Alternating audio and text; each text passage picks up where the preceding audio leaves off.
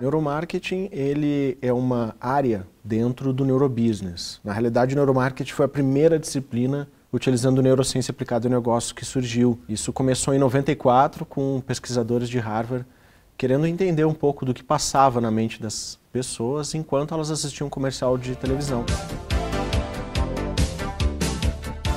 A partir daí, colocaram um eletroencefalograma e foram tentar entender se havia algum tipo de alteração no cérebro das pessoas enquanto elas assistiam aquele comercial. E eles se surpreenderam porque conseguiram não só identificar que isso acontecia, como conseguiram ver alguns padrões. O marketing tradicional, ele pressupõe que as pessoas não mentem, pressupõe também que as pessoas não têm nenhum tipo de dificuldade de entendimento, compreensão, interpretação, e subentende também que as pessoas são racionais. O que a gente sabe, justamente pelo estudo da neurociência, é que isso não é verdade. Porque o ser humano ele atua de forma inconsciente 85% do tempo. E o neuromarketing é que nos possibilita entender de fisiologia. Entender não só a partir das pesquisas que envolvem eletroencefalograma, envolve eye tracking, que é um óculos que a gente coloca para poder enxergar, saber onde é que o cliente está enxergando, entre outros equipamentos. A gente considera o efeito de neurotransmissores. Por exemplo, o neurotransmissor que é a dopamina do prazer, o neurotransmissor do engajamento, o chamado neurotransmissor da paixão, que é a ocitocina, e inclusive a influência do hormônio cortisol, que é o que dispara o nosso processo de luta ou fuga. Então, quando a gente considera o neuromarketing, a gente sabe que todas as pessoas têm essas liberações, essa fisiologia ativa, e a gente aproveita dessas situações para convencer melhor as pessoas e também para identificar o que as reações delas diante de diversos estímulos. Então a gente consegue ser muito mais preciso. Então uma das principais diferenças que a gente vai ter é a assertividade com relação às ações que a gente propõe. Se a gente pegar o maior estudo feito até hoje de neuromarketing, conduzido pelo Martin Lindstrom, que é um dinamarquês, em 2009, essa pesquisa envolveu 20 milhões de dólares. E várias coisas a gente conseguiu descobrir que até então eram simplesmente achismos, né? Então, por exemplo, hoje a gente sabe que 80% dos produtos falham em seu lançamento. Então, uma pergunta, o que o neuromarketing pode ajudar a parar de falhar no lançamento de produtos? Porque é um dinheiro muito grande que se gasta com tentativa e erro com o marketing tradicional. Além disso, a gente vai ver que metade das propagandas não funcionam.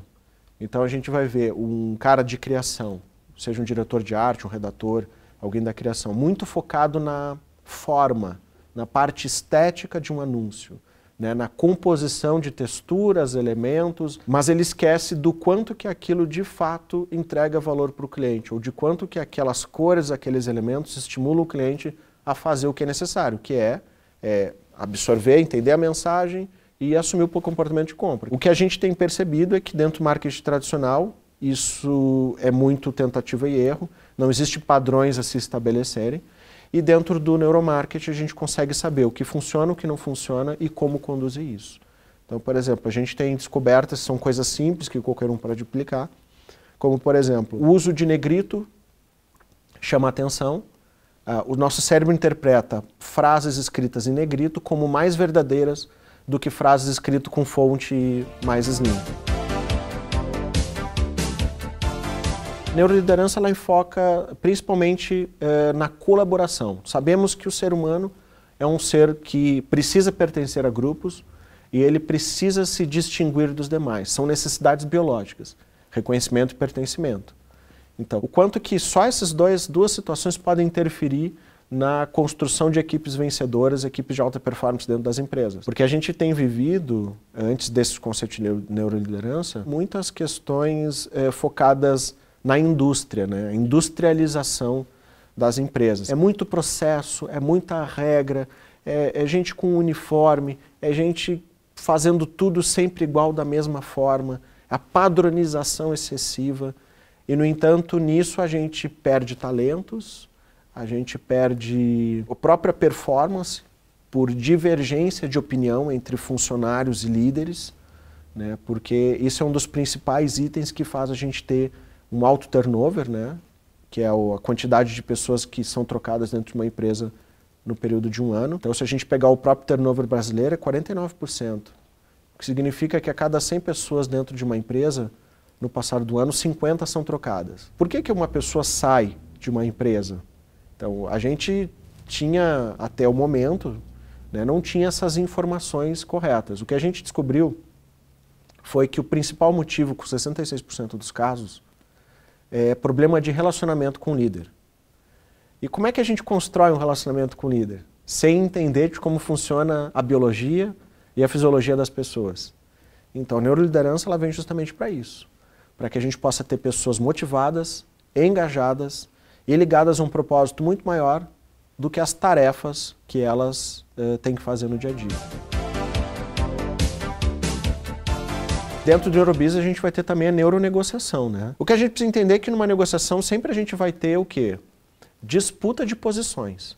Sempre alguém tem alguma coisa que o outro quer. Só que sempre vai ter disputa de poder em uma negociação. E é aí que está o grande problema, que a maior parte, eu já vi uma série de negociações não acontecendo, mesmo pessoas querendo fazer a negociação, simplesmente porque ou foram contrariadas, de alguma certa forma, se sentiram magoadas, ofendidas, ou não querem dar o braço a torcer em alguma questão, mostrar que o outro está certo, por exemplo. E em neuronegociação a gente considera essas variáveis.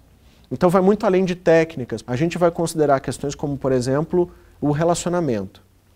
Então a gente usa desde fórmula da amizade, que a gente tem desenvolvido isso, como também a gente sabe do neurotransmissor ocitocina, que ele é um hormônio principal de, por exemplo, casais apaixonados ou amigos que sentem saudade um do outro. Esse sentimento de saudade e vontade de ficar com as pessoas, a gente sente isso por causa da liberação de ocitocina. Então a gente consegue, a partir de estímulo, ou seja, simplesmente com uma conversa, construindo um relacionamento, provocar a liberação de ocitocina na mente da outra pessoa. E com isso, ela fica totalmente mais disposta a entender e escutar e se tornar mais tolerante para qualquer informação que eu der. E nisso, a relação de poder se diminui muito. O ser humano ele é voltado para a sobrevivência. Então, e a sobrevivência ela é guiada por um hormônio chamado cortisol. Toda vez que a gente se sente agredido, seja por uma palavra, seja por uma ameaça, uma posição que eu estou para perder numa negociação que eu estou fazendo, uma venda que eu quero ganhar e pode ser que eu perca, eu vou tentar me defender. E nisso nosso cérebro dispara um comportamento de luta ou fuga. Então eu vou combater quem está tentando negociar comigo ou eu vou fugir, né, daquela negociação. E nisso, neste momento em que a gente está com um alto nível de cortisol no sangue, nós nos tornamos burros. O cérebro humano ele fica com o que se chama de visão de túnel. A gente não consegue analisar mais detalhes, a gente não consegue mais ser racional, a gente só quer dar um fim naquela hostilidade que a gente está sentindo. Então eu combato brigando ou fugindo. Então nisso a gente constrói os relacionamentos e usa algumas técnicas. Posso citar algumas outras que não envolvem esse conflito direto, como por exemplo o efeito da ancoragem. Então uma técnica de negociação para usar é a gente poder falar de números maiores antes de dar o preço que a gente quer, para fazer com que a percepção de caro ou barato daquele preço seja alterada. Isso funciona não uma vez, todas as vezes, porque é ciência.